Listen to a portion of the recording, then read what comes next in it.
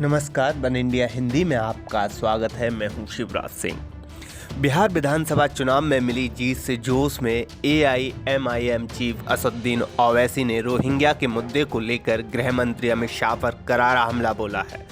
हैदराबाद नगर निगम चुनाव के लिए प्रचार करने पहुंचे ओवैसी ने सोमवार को एक रैली को संबोधित करते हुए कहा कि अगर हैदराबाद की मतदाता लिस्ट में 30,000 से ज़्यादा रोहिंग्या मुसलमान हैं तो देश के गृह मंत्री क्या कर रहे हैं? क्या वो सो रहे हैं? अब ओवैसी ने गृह मंत्री को चुनौती देते हुए कहा है कि अमित शाह आज शाम तक ऐसे 1,000 रोहिंग्या के नाम बताएं। ओवैसी ने कहा उनका मकसद नफरत फैलाना है। ये जंग हैदराबाद और भाग्यनगर के बीच है। अब ये तय करने की जिम्मेदारी आपकी है, कौन जीतेगा। अब बीजेपी वाले तो ऐसा दिख रहा कि कुछ समझ में नहीं आ रहा, बीजेपी को इतना फ्रस्ट्रेशन का शिकार हो गए। हैदराबाद को आ रहे तो बाबा जरा इनको अल्हम्दुलिल्लाह की बिरयानी तो खिलाओ, थोड़ा होश ठिकाने आता। अने इंफॉर्मेशन ब्रॉडकास्टिंग मिनिस्टर आ रहे आके बोल रहे मजलिस कोर्ट दिए तो TRS को फायदा होता, मजलिस कोर्ट दिए तो कांग्रेस को फायदा होता। बीजेपी के लोग बोल रहे कि हैदराबाद में 30,000 40,000 रोहिंग्या है, वोटर लिस्ट में नाम है। वो असदुद्दीन ओवैसी जिना बन गए। मजलिस कोर्ट देना मुल्क के मुफाद में नहीं है। मजलिस रैपिड इस्लामिज्म को प्रमोट करती, मजलिस रेडिकलाइजेशन को प्रमोट करती।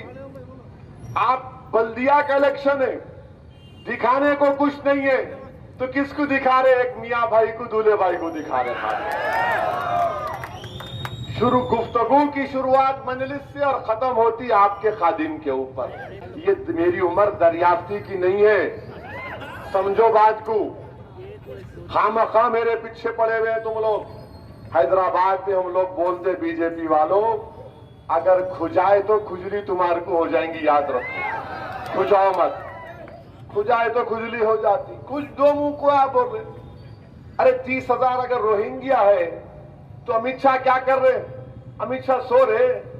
होम मिनिस्टर है ना, उनका काम है देखना 30-40,000 रोहिंग्या के नाम कैसा है।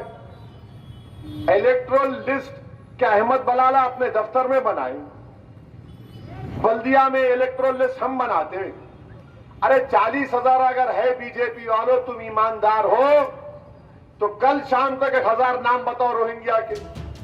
बता दें कि उत्तर प्रदेश के मुख्यमंत्री योगी आदित्यनाथ ने वर्ष 2018 में कहा था कि तेलंगाना में यदि बीजेपी की सरकार बनती है तो हैदराबाद शहर का नाम बदलकर भाग्यनगर कर दिया जाएगा। योगी ने कहा था अगर आप लोग हैदराबाद को भाग्यनगर के रूप में बदलना चाहते हैं तो बीजेपी को चांस दें।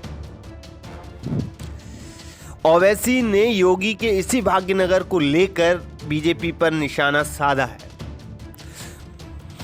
तो वहीं दूसरी तरफ हैदराबाद में नगर निगम चुनाव में प्रचार करने पहुंचे बीजेपी के यूथ विंग के अध्यक्ष और सांसद तेजस्वी सूर्या ने आरोप लगाया था कि ओवैसी हैदराबाद में केवल रोहिंग्या मुसलमानों को आने की इजाज़त देते हैं। इतना ही नहीं, तेजस्वी सूर्या ने यह भी कहा कि ओवैसी मोहम्मद अली जिन्ना के अवतार है, उन्हें वोट देने का मतलब भारत के खिलाफ वोट देना है।